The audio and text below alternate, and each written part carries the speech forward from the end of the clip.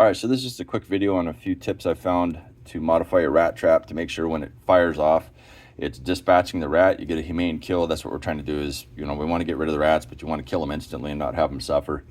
The first thing I do is there's 3 staples here.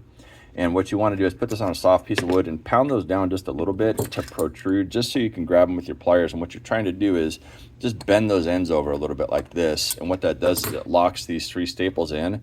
So as your traps fire over time, they're not walking these out and this loosens up and falls apart.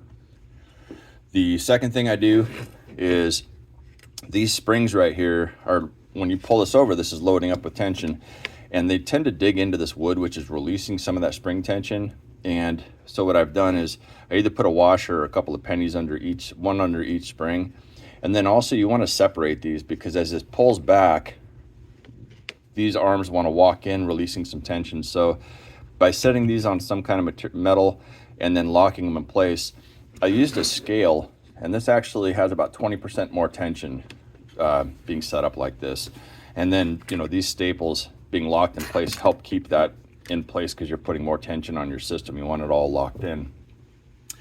The next thing I do is, for my bait, I use small chunks of towel and I soak them in peanut butter. Just mash them all together and squish them in there, and then you can press this down to lock it in.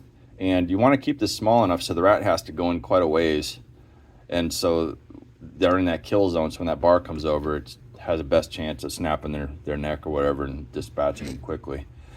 They do sell rat traps with these yellow paddles that are quite big. I don't care for those because I feel like the rat's not getting quite in the kill zone.